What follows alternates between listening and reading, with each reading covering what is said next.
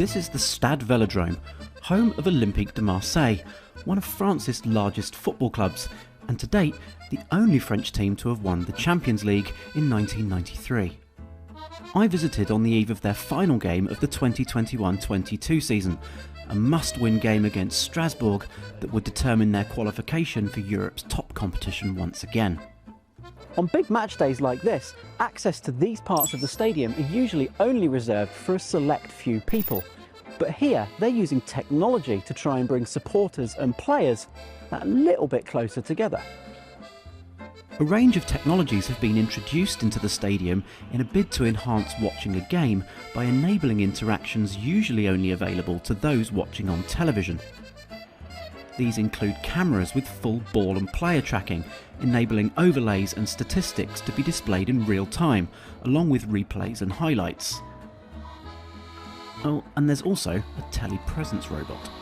You have a fully dedicated wireless infrastructure inside the stadium because you have 67,000 people want to share their emotion outside the stadium. So we deploy an infrastructure to complete our 5G network. You can have an app on your smartphone. You can click and collect your food and beverage, so you can order on your seat. You have the replay, and you have 5 angles with some camera, and you can back forward and see all the action. Many broadcasters and clubs around the world are experimenting with this kind of in-game content, and it remains to be seen how mainstream it will become. But in the ever-ongoing quest for experiences, clubs are wanting to go further. I was keen to try out another piece of kit that's been deployed here. It's called Le Vitre, and it's a human-sized digital window, enabling conversations to take place remotely. La Vitre is a simple way to teleport the right people to the right place. So it can be used like here for access to the tunnel, for events. It can be used in the workspace to bring people closer. The screen also has a built-in capability to live translate conversations on the fly. Participants also have the ability to draw on the screen as well as share content with each other in real time. But what are the applications of tech like this in a football stadium?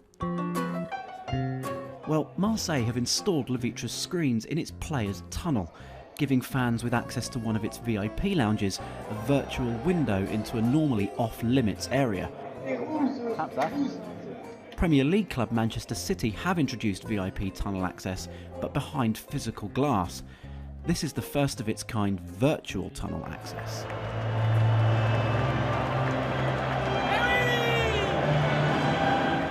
I'll be honest, once the game kicked off, I was unsure if any tech was needed to enhance the experience. I've watched games all around the world, and it was certainly one of the loudest stadiums I've ever been in. It was helped by the fact that Marseille got the results they needed and secured a Champions League spot. After the game, I spoke with Marseille's Brazilian defender, Luan Perez. Thank you for joining us, thank you for stopping to speak to me. What a night, how do you feel? Eu me sinto muito feliz, foi uma noite incrível, acabei de falar com todos os jogadores e presidente.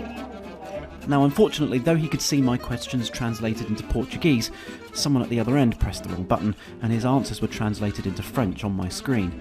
But you can definitely see the potential for tools like this, particularly for the media to be able to carry out interviews at an emotional time in a language everyone is most comfortable in. Tech is already changing football both on and off the field, but time will tell how much of an appetite among regular supporters there is for these kinds of interactions.